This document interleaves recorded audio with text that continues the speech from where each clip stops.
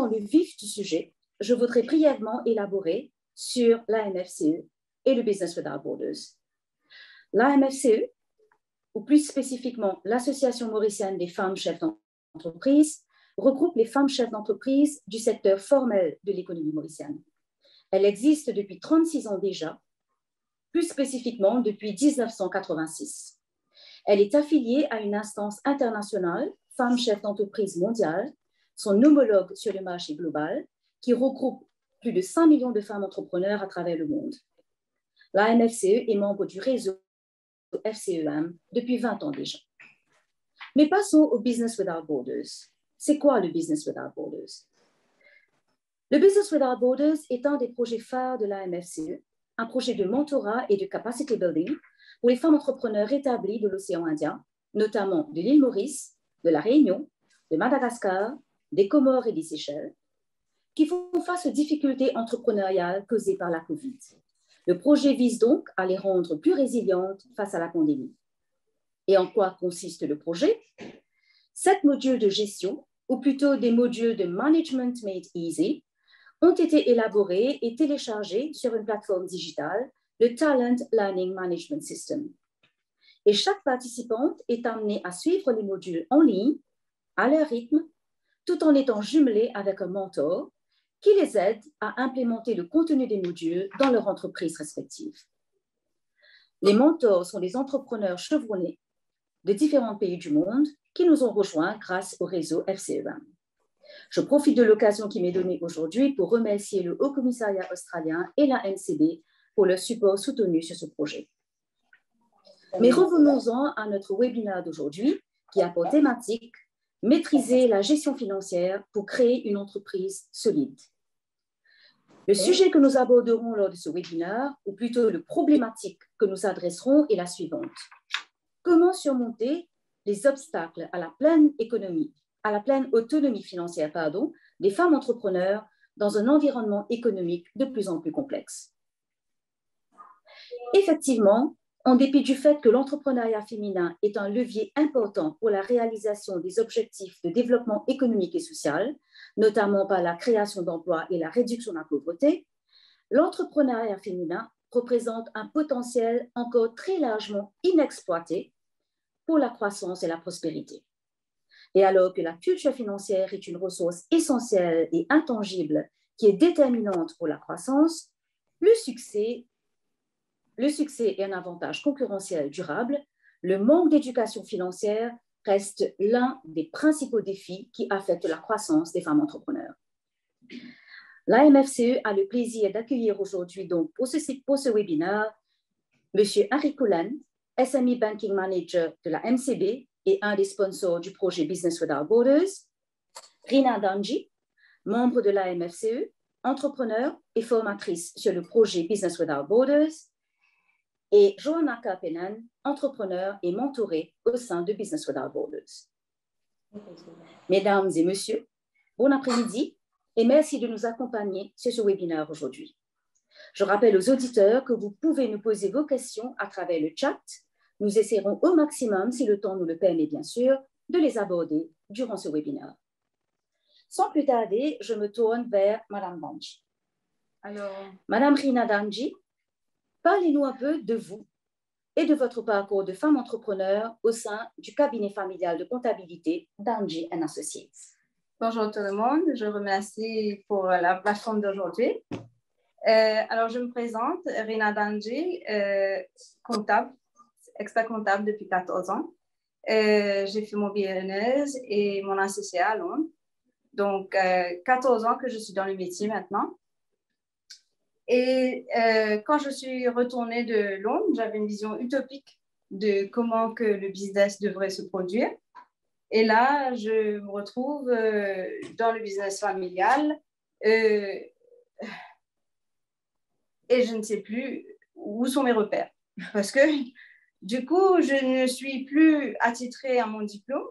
Je suis fille du patron ou bien fille de M. Danji.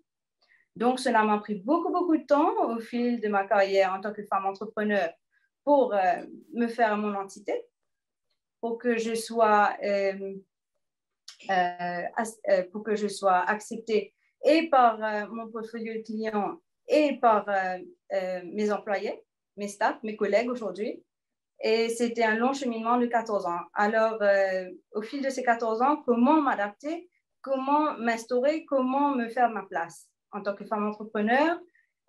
Aujourd'hui, je peux dire que nous avons les outils nécessaires. Moi, par contre, j'ai eu la chance de rencontrer ma consultante en ressources humaines et ma consultante au bureau. Et c'est elle qui, petit à petit, m'a enseigné à me faire de la place. Et avec les outils nécessaires aujourd'hui, je suis super bien encadrée, je suis bien établie dans mon business. Les clients m'adorent, mes collègues m'adorent, j'espère. Mais c'était un long cheminement. Et maintenant, en tant que femme entrepreneur, aujourd'hui, moi, je peux dire que je me considère un peu comme un frontliner en ce qu'il s'agisse de l'évolution et le progrès de la femme au sein de l'entreprise et l'entrepreneuriat. Et je suis maintenant membre de la MFCE depuis 2016 et depuis 2016, MFCE m'a donné encore plus de confiance pour continuer mon business. Oui. Merci, Madame Danji. Je suis sûre que le défi à relever a été considérable pour vous, la fille, entre guillemets, de la patronne ou du patron. Merci. Je me tourne maintenant vers Madame Johanna Kapelan, une autre membre de la MFCE. Madame Johanna Kapelan, pourriez-vous nous donner un petit aperçu de votre engagement au sein de Furniture Elegancy and Interior Design Limited, une entreprise que vous avez vous-même créée et que vous dirigez aujourd'hui en main de maître. À vous.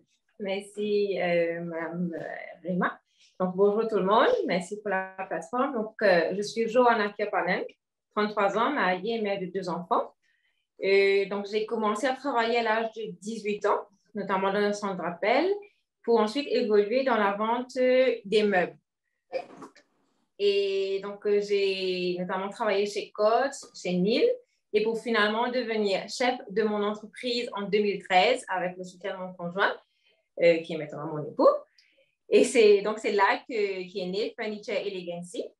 Et je faisais également mes études tertiaires en management. Donc, quand on a commencé, j'ai d'abord commencé en tant que revendeur local. J'ai par la suite décidé d'importer les meubles.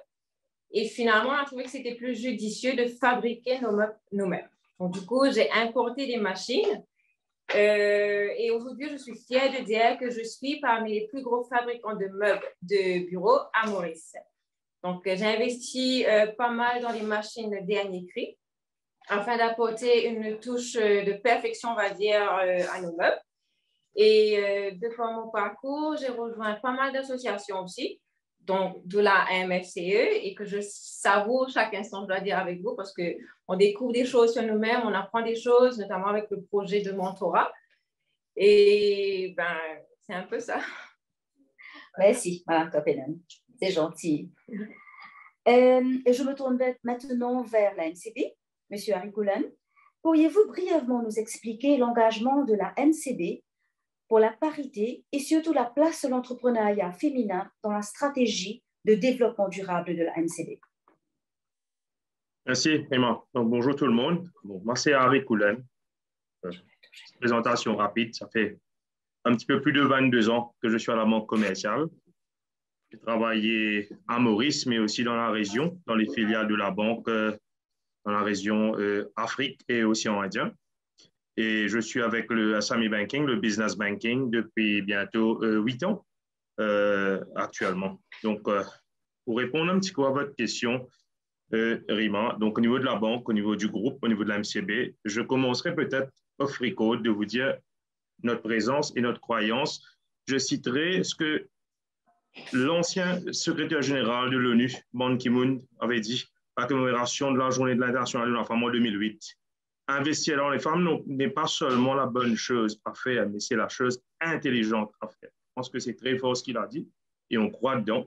Donc, la MCB, groupe, s'engage à faire de l'égalité homme-femme un axe prioritaire de sa stratégie de développement durable.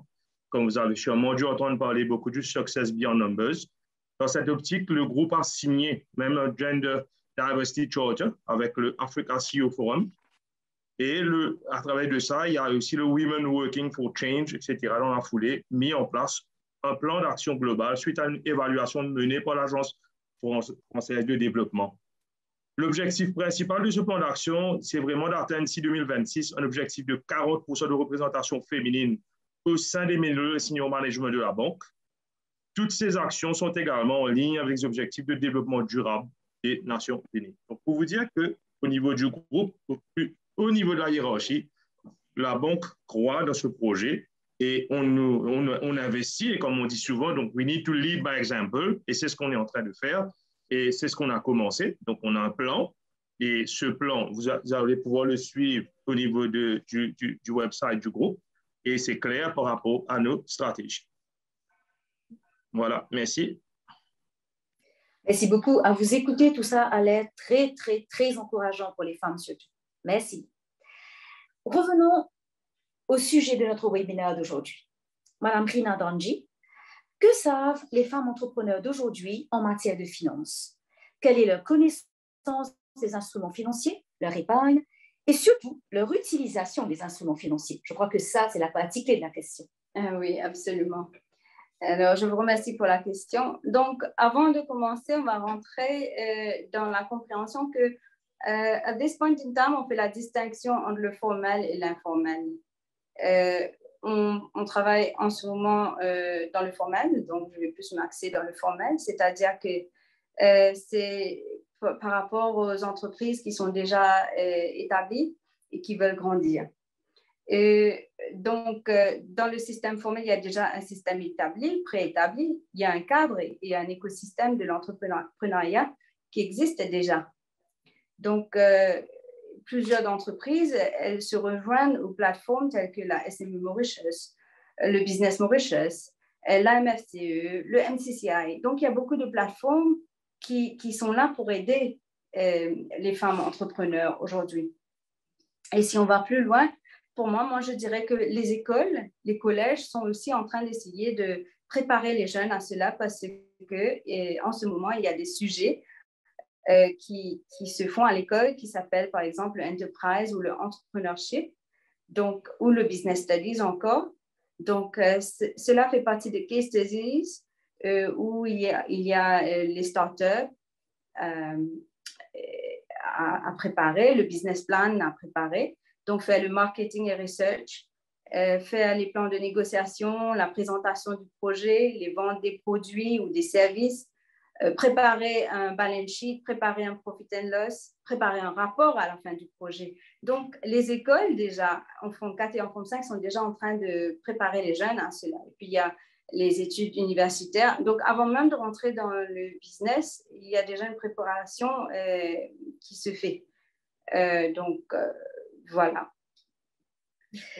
Merci Rina, mais peut-être pour rebondir un peu sur ce que vous dites, et la question qui revient très souvent dans les discussions, est-il vrai qu'il est plus facile pour un homme de devenir entrepreneur parce qu'il possède souvent une bonne ou peut-être une meilleure compréhension des rouages financiers? Simple oui ou non, d'après vous? Non, à mon avis, non. Pourriez-vous élaborer, s'il vous plaît? Alors, oui, maintenant que nous avons un cadre bien défini, les femmes sont... alors, laissez-moi vous expliquer. À ce jour, la structure formelle ne fait aucune différence entre les hommes et les femmes. Parce que ce soit au niveau bancaire, que ce soit au niveau de l'État, que ce soit au niveau du Register of Companies ou de la MRA, les mesures sont les mêmes pour les deux, identiquement, indistinctement. Donc, je dirais même qu'officiellement, à ce jour, vraiment, il existe plus de facilité pour les femmes entrepreneurs que les hommes. Par exemple, il y a des prêts de 0,5% à la DDM qui sont donnés aux femmes entrepreneurs. Et voilà, si on suit le budget au cours des années qui ont suivi ou ont couru, et il y a beaucoup plus de facilités qui sont en train d'être données aux femmes entrepreneurs. Donc, les femmes sont vraiment privilégiées dans ce cas-là, d'après vous? Oui, mais seulement il arrive que parfois, on n'a pas suffisamment accès à l'information et donc ça ne devient pas trop aisé. Mais en théorie, les plateformes sont là. Alors, le débat que nous menons toujours, la différence entre la théorie, entre les théories et la pratique. Merci, Madame Danji. Je vais passer à Monsieur Haripoulan après les commentaires de Madame Danji. D'après vous, quelles sont les principales faiblesses en termes de culture financière et de financial literacy que vous observez chez les femmes entrepreneurs? Premièrement, est-ce que vous observez des faiblesses en termes de culture financière parmi les femmes entrepreneurs? Très bonne question. Merci pour cela, Rina. Donc, allons dire que je ne vais pas dire que c'est uniquement avec les femmes entrepreneurs. Hein. Il est vrai de dire que les principaux défis sont la capacité à gérer la partie financière. L'éducation financière en général pour les entrepreneurs pose problème, aussi bien pour les femmes que pour les hommes. Hein. Mais toutefois, on voit qu'avec la nouvelle génération, sur le fait que nos jeunes entrepreneurs ont quand même une base académique et chiffre, cela démontre un changement dans la compréhension, dans la préparation, mise en place d'un business plan, par exemple. Mais d'une manière générale, on peut dire que les femmes entrepreneurs sont certainement beaucoup plus soucieuses et méticuleuses sur la planification de leur budget. Je vous parle là par expérience par rapport à ce qui nous est présenté, nous, à la banque, et sur les contrôles mis en place pour les dépenses. Ils sont vraiment très rigoureuses dans la gestion de leurs dépenses et aussi en essayant tout que possible de minimiser les pertes opérationnelles. Donc, on note aussi que les femmes entrepreneurs ont un meilleur bilan de crédit auprès des créanciers. Ça, c'est très, très important de noter cela. Donc, c'est qu'aujourd'hui, on voit que quand même, en termes de discipline financière, ben, voyez-moi, on le voit beaucoup plus de votre côté, mesdames. Je vous redis encore une fois, ça nous encourage vraiment à vous écouter parler. Là, nous sommes motivés et nous sommes encouragés vraiment à foncer. C'est ainsi de dire qu'on parle souvent des femmes comme étant celles qui sont plus souvent victimes de la société dans laquelle nous évoluons. Nous sommes les sujets secondaires, en guillemets, dans la société patriarcale. Mais là, à vous écouter et à écouter Madame Danji, c'est réconfortant de voir que le parcours de la femme entrepreneur à travers la société mauricienne a quand même été très positif parce qu'on voit beaucoup plus de stratégies et de mesures pour les femmes entrepreneurs à Maurice aujourd'hui. Nous entendons une référence dans le système bancaire nous parler des femmes étant hautement crédibles, en guillemets, et officiellement par rapport à la banque. Tout ceci est très encourageant. Mais je suis sûre qu'il y a eu un parcours quand même assez difficile pour la femme pour arriver là où elle se positionne aujourd'hui par rapport à la banque, par rapport à la société et par rapport au monde professionnel. Donc, est-ce que vous diriez que ce parcours a été assez aisé, assez facile, ou est-ce qu'il y a quand même eu beaucoup de difficultés de la femme entrepreneur à se faire son identité au sein du milieu professionnel dans le temps? Écoutez, allons dire que on essaie de réfléchir. Donc, allons dire très important pour que les femmes, donc les femmes entrepreneurs, avant même de se lancer, je pense que l'investissement dans la recherche est primordial. OK? Il faut vraiment pouvoir comprendre les forces, les faiblesses du secteur d'activité afin de comprendre et de confirmer si elles se sentent tout d'abord à l'aise à gérer, à l'aise à persévérer et à apporter de la valeur dans ce secteur. Quelquefois, on a tendance à vouloir faire pareil comme les autres ou à vouloir imiter. Or, nous, Mauriciens, notre authenticité est très importante. Il faut certainement prendre aussi les conseils. Donc, là, vous êtes bien entouré, vous avez un comptable qui est avec vous, donc prenez les conseils de vos comptables. Hein? Et surtout quand on n'a pas vraiment les connaissances techniques requises, comptables, gestion, etc., c'est toujours bon d'avoir des conseils dans la conception même du business et de pouvoir chiffrer les idées. Bien souvent, on veut faire beaucoup de choses, mais comment procéder, quelle étape suivre, comment arranger son budget par rapport à cela, ça c'est important. Donc la femme entrepreneur qui a pour but de créer cette structure pérenne doit pouvoir bâtir son entreprise sur une bonne base dès au départ. Ça, c'est le message que moi j'ai pour vous. Donc, on doit pouvoir établir l'approvisionnement des matières premières, le modèle opérationnel, le marché, la compétition, les ressources, la marge industrie, le point mot, parce que vous dites que là, je ne perds pas d'argent ou je ne gagne pas assez, donc, et aussi un exit stratégique et votre capacité à rebound. Vous avez sûrement dû entendre parler que nous, au niveau de la banque, on parle beaucoup de local rebound. On doit pouvoir toujours, il faut toujours avoir ce exit plan pour dire, OK, si ça ne marche pas, mais qu'est-ce que je fais? So how do I rebound? How do I use the same resources, les mêmes ressources, les mêmes connaissances, l'intelligence, et de pouvoir se reconvertir. Et ça, on le voit actuellement avec la situation actuelle. Vous savez qu'avec le COVID, il y a beaucoup de challenges, beaucoup de défis. Eh bien, si aujourd'hui, on n'arrive pas à se remettre en question tout en utilisant notre intelligence, ben, on ne pourra pas réussir. Donc, voilà un petit peu, si vous voulez, le message que moi j'ai pour vous aujourd'hui. Merci beaucoup. Et je voudrais rebondir sur ce que vous avez dit un peu plus tôt, notamment sur la notion de force et faiblesse. Et là, je me tourne vers Mme Karpenen. En tant que femme entrepreneur, si vous aviez à faire un bilan, un état des choses, quelles ont été vos principales réussites et les difficultés en termes de gestion financière de votre entreprise?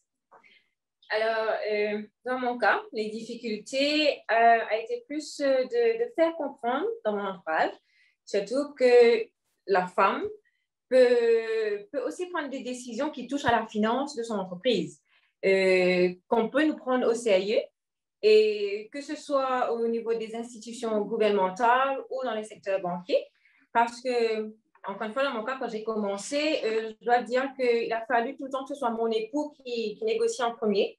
Et que, donc, ça passait comme une lettre à la poste quand lui qui démarrait les négociations. Et après, c'est par la suite que moi, j'ai intégré. Donc, des fois, les décisions étaient même prises sans moi, on va dire carrément. Et que après, on m'informait de ce qui a été décidé. On va dire que dans mon cas, les finances étaient plus réservées pour les hommes. Mais heureusement, ça a été un mal pour bien, on va dire, parce que ça m'a permis de faire comprendre que, en fait, j'ai insisté pour faire comprendre que j'ai ma place au niveau de la gestion des finances dans mon entreprise. Parce que quand même, j'ai créé l'entreprise, donc je sais un peu dans quelle direction je veux amener mon entreprise. Donc voilà.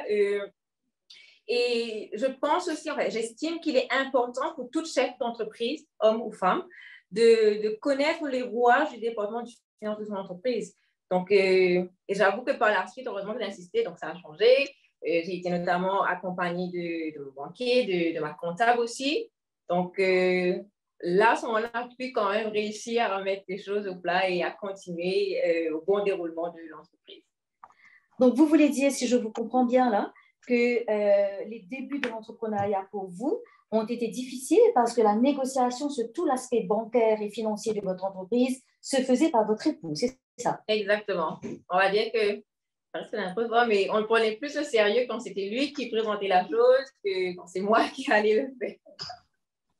Mais je suis contente aujourd'hui d'entendre Mme Dandy parler des plateformes et d'accès à l'information pour les femmes. Et même M. Poulen de mentionner qu'il y a quand même un certain pourcentage de femmes qui réussissent dans l'entrepreneuriat aujourd'hui au niveau de la banque, donc les femmes qu'ils rencontrent là-bas. Donc, je suis contente de voir que ça a évolué, que ça a changé avec le temps. D'accord. Et depuis combien de temps au sein de votre entreprise, vous diriez que vous êtes en contrôle de la partie financière et la partie bancaire de l'entreprise? Vous êtes en entreprise depuis combien de temps déjà? Alors, depuis 2013, mais je vais être honnête que c'est tout récemment, on va dire 1 an et demi, 2 ans, que là, je commence à gérer un peu le portfolio des finances. Donc, vous avez pris quand même 6 ans pour vous y mettre. À me trouver une place dans ce débat-là, on va dire. Et je me tourne vers Mme Banji parce que ça contredit un peu ce que vous aviez mentionné au départ. La théorie, bien sûr, vous dit que tout est clair, tout est nickel, tout est bien décrit, sans distinction aucune sur papier par rapport aux hommes, entre les hommes et les femmes. Mais l'expérience entrepreneuriale de Mme Johanna Karpenen nous démontre que dans la pratique, ce n'est pas toujours le cas. Il faut toujours qu'il y ait la présence masculine pour faire démarrer les choses, enclencher les choses, et la femme suit par derrière jusqu'à ce que éventuellement avec le temps, elle puisse créer son identité et se faire une place au sein même de son entreprise? Alors, oui, allons dire qu'au cours des 14 dernières années, j'ai vu une distincte évolution arriver par rapport à la formation de compagnie parce qu'on travaille beaucoup avec les petites et moyennes entreprises et on commence toujours par la formation d'une société. Auparavant, notre portfolio était que fait d'hommes entrepreneurs. Et après, par la suite, on a vu au fil des années qu'il y a eu un partenariat. Donc, les sociétés se formaient avec les conjoints. Donc, ce qui se passait, c'est que les hommes, ils prenaient en charge le business et les femmes faisaient la gestion des chiffres. Donc, il y a eu un partnership qui se faisait et il y avait 2 actionnaires, hommes et femmes. Aujourd'hui, on voit des tierces parties arriver, c'est-à-dire que ce n'est plus familial maintenant. Nous avons des compagnies ou des sociétés qui se forment avec plusieurs actionnaires, hommes et femmes. Et aujourd'hui, avec beaucoup plus d'évolution, c'est depuis les derniers 3 ans, je crois, il se trouve qu'il y a un nouveau trend parce qu'on peut former des sociétés à une personne, a one-person company, comme on les appelle, le même actionnaire, le même directeur. Et aujourd'hui, la femme, elle peut se permettre d'ouvrir sa propre entreprise et de la gérer. Mais ça a pris du temps. Que cette évolution se fasse depuis homme entrepreneur. Aujourd'hui, on a un portfolio quand même de 25% de femmes entrepreneurs, comparé à avant où c'était 99,9% hommes. Merci, Madame Banji. Je me retourne encore une fois vers Madame Coppenen, parce que vous avez été quand même une des mentorées sur le projet de Business Without Borders, qui comprenait un gros module, je dois dire, sur l'aspect financier et bancaire d'une entreprise. Pourriez-vous nous donner un petit aperçu de votre appréciation du module et surtout sur la partie application du module dans votre entreprise? Est-ce que ça a été facile? Est-ce que vous avez dû vous faire encadrer quand même par votre personnel direct, c'est-à-dire votre comptable ou autre, ou votre auditeur? Est-ce que le module, le cours en lui-même, le module de Business Without Borders, vous a été positif dans ce sens-là? Alors, là, j'en profite pour remercier justement la AMF ainsi que les partenaires pour ce projet, parce que ce projet m'a permis de découvrir ma force, également mes faiblesses. Donc, j'ai réalisé, par exemple, pour le module de finance, que je faisais déjà pas mal de choses en pratique, sans pour autant savoir quels étaient les termes utilisés, si c'était forcément la bonne façon de le faire. Et justement, avec le module de finance, que j'ai gardé pour la fin, pour être honnête, parce que je m'attendais à quelque chose de lourd, de conséquent. Et heureusement, Mme Dandy nous a quand même simplifié la vie. Donc, le module était assez straightforward, bien clair, bien explicite. Donc, j'ai pu me retrouver. En fait, voilà, c'était plus redécouvrir ma connaissance en termes de gestion des finances dans mon entreprise. Et justement, que j'ai pu appliquer, comme vous dites, faire les choses bien, là où je faisais mal, mettre les noms là où il faut aussi. Voilà, donc ça a été un challenge, parce que, comme je vous dis, j'ai gardé un dernier, parce que déjà la finance, c'est un dernier recours, comment laisser gérer ce portfolio. Donc, j'ai gardé la finance en dernier recours pour le faire, mais ça a été une redécouverte. Merci. Je me tourne maintenant vers la MCB. Après avoir écouté une comptable, Mme Banji, et maintenant Mme Coppenen, au niveau de la MCB, comment est-ce que vous encouragez les entrepreneurs en général, mais aussi les femmes entrepreneurs à adopter les services financiers numériques? Comme vous le savez, dans le contexte de la COVID et avec le confinement, la majorité des entreprises pérennes, des entreprises qui réussissent à tenir le coup, sont des entreprises qui sont passées à la formule numérique. Vous, au niveau de la banque, est-ce que vous avez une stratégie définie pour aider les entrepreneurs et surtout les femmes entrepreneurs dans cette optique? Oui, enfin, définitivement. Hein. Enfin, je vous rejoins dessus. On encourage fortement nos femmes entrepreneurs à se tourner vers la banque digitale qui représente l'avenir. Hein. Donc, ça va sans dire que l'adoption des services financiers numériques aidera les femmes entrepreneurs à digitaliser leurs procédés comptables internes et aussi augmenter leurs efficacités. car elles pourront investir leur temps pour mener à bien leurs entreprises, se consacrer sur des nouvelles lignes d'activité, de recherche. Donc, se tourner vers le digital est capital. Donc, cette démarche tout aussi importante pour la sécurité. Aujourd'hui, quand vous regardez le contexte actuel, allons dire, sans le Internet banking, sans l'adoption de Joyce Pro, ben, on se voit dans l'obligation d'aller en banque, d'aller faire des transactions bancaires manuelles qui nous met à risque avec cette situation inquiétante. Donc, aujourd'hui, on encourage nos femmes entrepreneurs et nos entrepreneurs en général d'accéder à nos services en ligne qu'on a développés, que la banque, justement, on parlait de stratégie, une stratégie digitale qui continue à venir de l'avant avec d'autres produits de plus en plus sophistiqués et digitales pour aider les entrepreneurs. Ben, aujourd'hui, on a déjà l'adoption de Juice Pro, l'application simple que vous pouvez download sur votre portable. Vous voulez l'utiliser pour vos transactions bancaires, pour vos transferts, pour avoir accès à vos comptes. Et tout est fait de votre portable. Par exemple, on a aussi les cartes de dépôt. Donc, ça aussi, on a fait de la communication directe à tous nos entrepreneurs, femmes et hommes, pour vous encourager à l'utiliser. Au lieu d'aller en banque pour aller faire des versements, ben, vous pouvez le faire directement sur l'ATM. Donc, tout ceci pour vous dire que la banque investisse pour votre sécurité en même temps, mais en même temps pour vous aider à bouger plus vers le digital. Et cela, ça marche de pair aussi avec l'accompagnement qu'on donne pour encourager justement les femmes entrepreneurs, parce qu'on a aujourd'hui nos RM, nos relationship managers, qui font effectivement du one-to-one, qui appellent nos entrepreneurs pour justement pour les aider, pour les guider dans cette démarche. Donc, très important aussi, aujourd'hui, nos services numériques sont de plus en plus abordables en termes de frais. Quand vous comparez aujourd'hui les frais manuels que vous payez quand vous êtes en train d'effectuer un transfert bancaire, par exemple, tandis que si vous le faites sur Internet Banking, ben c'est gratuit. Donc, voilà un petit peu, si vous voulez, tout ce qu'on est en train de faire comme démarche. Et on a noté aussi que, par exemple, il y a beaucoup de femmes entrepreneurs qui ont sollicité la banque pendant le COVID pour souscrire aux plateformes e-commerce pour pouvoir continuer à travailler. Ben, ça démontre que avec l'état actuel, où on peut avoir quelquefois des situations qui sont un petit peu hors de notre contrôle, on ne peut pas vraiment travailler, opérer dans ce new normal, comme on dit, ben, il faut toujours avoir du business continuity. Et le business continuity, sans le digital, est quasiment impossible. Comment vous allez vendre aujourd'hui si vous ne pouvez pas, ben, vous n'avez pas de portal, vous n'avez pas de payment intermediation, de gateway, ben, ça va devenir compliqué.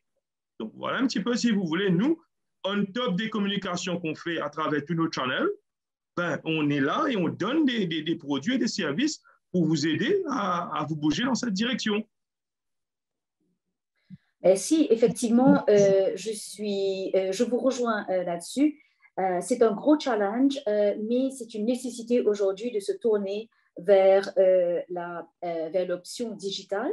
Et rebondir dessus, Madame Danji, en tant que membre de l'Association mauricienne des femmes chefs d'entreprise, comment pensez-vous que la MFCE peut aider dans cette transition de la femme entrepreneur classique, travaillant beaucoup papier et manuellement, vers la femme entrepreneur moderne qui se tourne vers la digitalisation et la numérisation afin de faire avancer et progresser son entreprise? Alors, maintenant que la MFCE va bientôt prendre connaissance enfin, on est toujours en train de faire des formations. La MFCE, les membres de la MFCE, je crois qu'incessamment, on va aller prendre un cours dans le digital strategy, de digital marketing pour les membres. Et à ce moment, c'est maintenant qu'on pourra repasser cela aux autres femmes entrepreneurs, de bouche à oreille ou quand on travaille avec les autres femmes entrepreneurs. Merci. Et vous, Joanna, est-ce que vous pensez que personnellement, en tant que femme entrepreneur, quelle aurait pu être la contribution que vous aurez pu amener, vous, en tant que femme entrepreneur, aux autres femmes entrepreneurs dans la transition vers la numérisation? Je rejoins un peu Madame Danji dessus. C'est surtout ce qu'on aura acquis, nous, de transmettre ça à d'autres femmes, justement. Comme on a dit, un peu de bouche à oreille. Donc, faire passer le mot que voilà, il est important de passer à la digitalisation, de par les avantages. On parle aussi de COVID. Donc, quand on est chez soi, c'est mieux de procéder aux transactions. C'est un peu ça. Et avez-vous des conseils à donner aux femmes entrepreneurs qui veulent bâtir une entreprise solide sur le plan financier? Est-ce qu'il y a des suggestions, des opportunités que vous auriez aimé partager avec nos auditeurs de ce webinaire?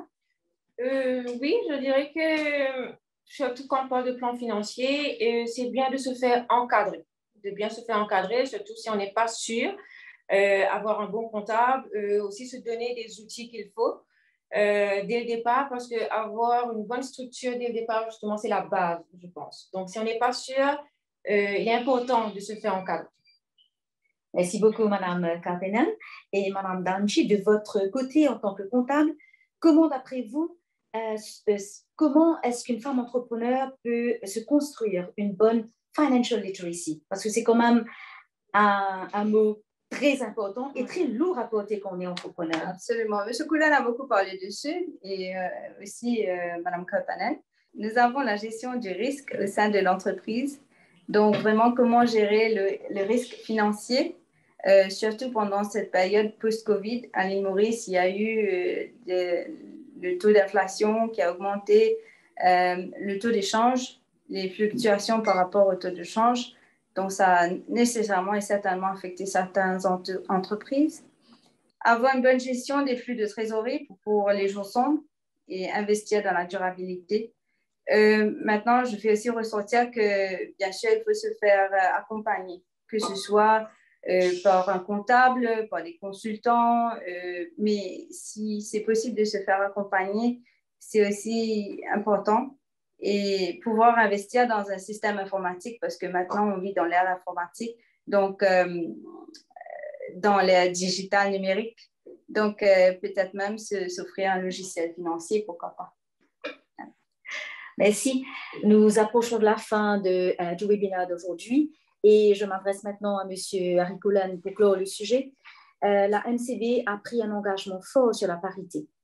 Le pourquoi, nous pouvons le comprendre, mais que peut-on attendre aujourd'hui de la MCB par rapport à la parité homme-femme? À vous, M. Koulan. Vous savez, je suis en mute. Non, c'est bon.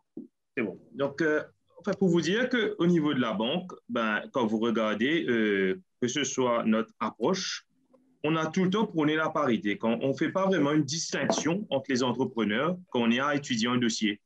Nos politiques d'accompagnement ou de crédit, c'est les mêmes politiques, les mêmes procédures qui sont applicables à la communauté des entrepreneurs, d'une façon générale et en toute transparence et égalité. D'ailleurs, sûrement quand vous venez en banque, vous avez sûrement dû rencontrer nos chargés de clientèle. On a les chargés de clientèle hommes et femmes.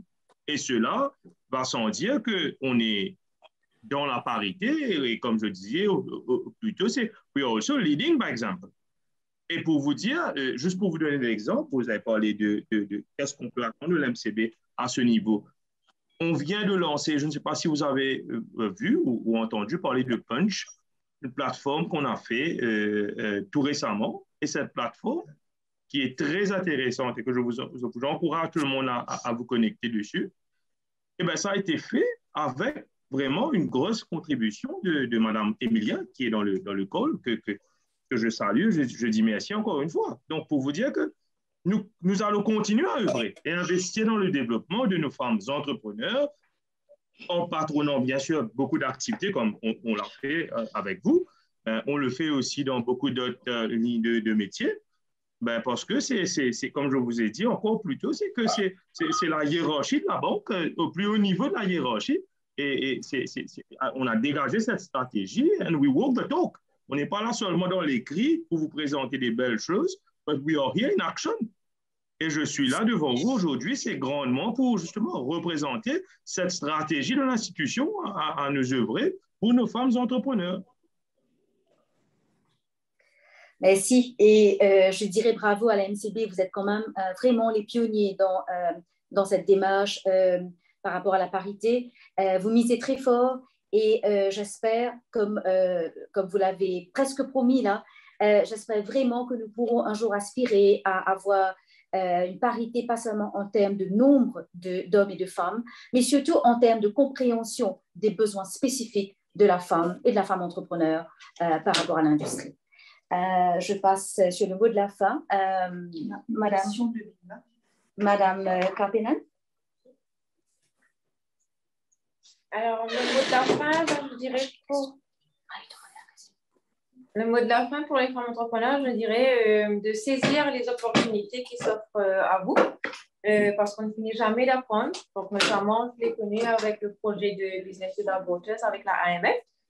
Ça m'a permis, comme je l'ai dit, de me redécouvrir, d'apprendre des choses, parce qu'on ne finit jamais d'apprendre.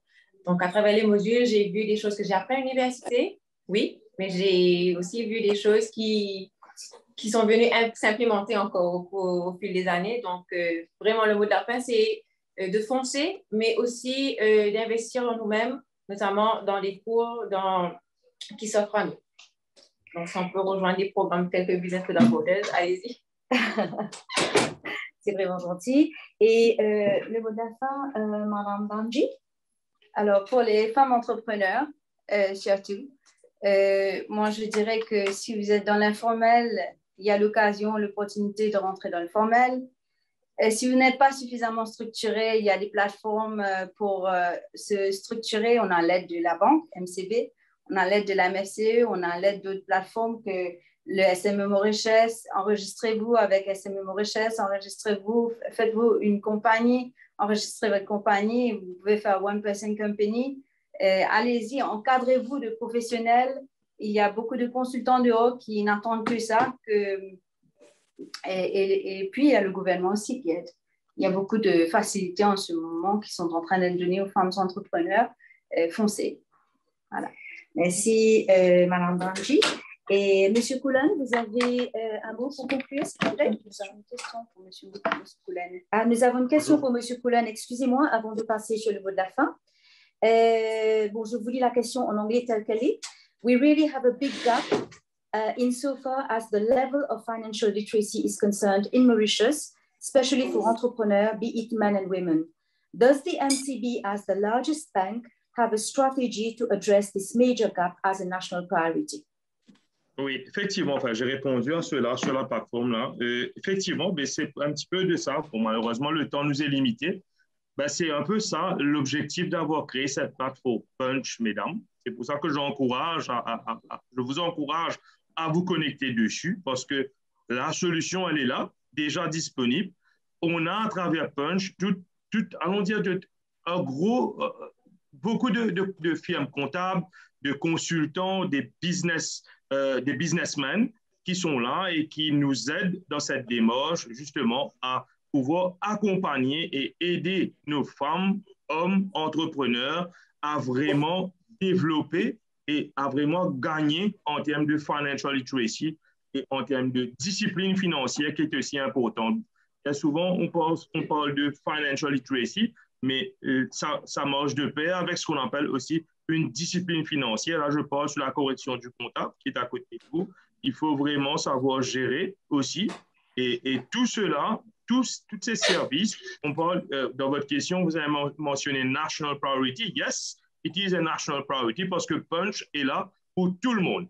Pas uniquement les clients de la banque, mais c'est open for everyone. Je vous remercie, M. Koulan, et je crois que c'était la seule question qui nous est parvenue pour la session d'aujourd'hui. Donc, on va s'arrêter là. Je voudrais remercier tous les auditeurs qui nous ont rejoints aujourd'hui sur ce plateau. Ça a été un plaisir d'écouter les différents intervenants. Merci pour vos lumières. Merci pour vos encouragements surtout. Et je vous dis à la prochaine pour le prochain webinaire de la MFCE et du Business Without Borders. Merci beaucoup.